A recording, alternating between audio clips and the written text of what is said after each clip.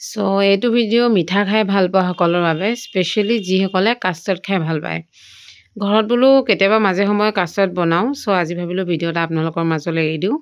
Custard বনাবলৈতো চবেই জানেই, এক্সট্ৰাকৈ শিকাবলগীয়া একো কথা নাই।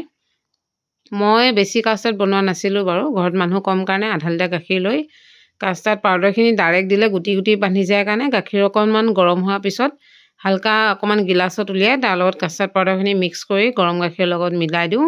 আৰু যেতিয়ালৈকে মানে ধুনীয়াকৈ কাষ্টাৰ্ডটো গৰম নহয় তেতিয়ালৈকে উতলাই থাকিব লাগে লাহে লাহে। তাৰপিছত যেতিয়া আপোনাৰ থিকনেছটো নিজৰ জোখৰে আহি যায়, তাৰপিছত ধুনীয়াকৈ নমাই থৈ ঠাণ্ডা হ'বলৈ দি ফ্ৰুটছবোৰ মিলাই দিলেই কাষ্টাৰ্ড ৰেডি। খালি চেনিটো নিজৰ জোখত দি ল'লেই হ'ল।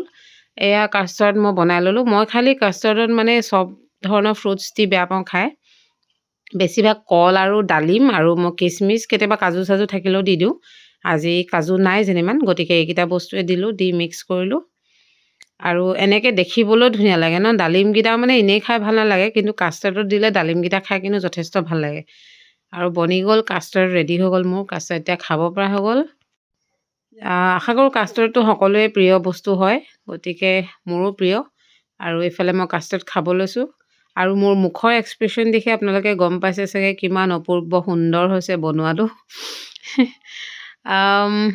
অৰিজিনেলি ভাল হৈছে বাৰু খাবলৈ, ফুটনি মৰা নাই। বাকী আপোনালোকে জনাব যদি কোনোবা বেলেগ কিবা ডিজাইনতো বনাই, কিবা আৰু বস্তু এড কৰে, তেতিয়াহ'লে জনাব। এনেকৈ ভিডিঅ'টো আপোনালোকৰ মাজলৈ এৰি দিলোঁ। আৰু ভিডিঅ'টো চাই কেনেকুৱা পালে জনাবলৈ নাপাহৰিব।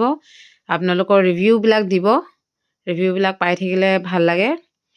আৰু এয়াই আজি শ্বৰ্ট ভিডিঅ'টো মোৰ, ইমানতে ভিডিঅ'টো সামৰণি মাৰিছোঁ। পুনৰ এটা নতুন ভিডিঅ'ৰ লগত লগ পাম। টিল দেন বাই বাই আৰু নমস্কাৰ দেই।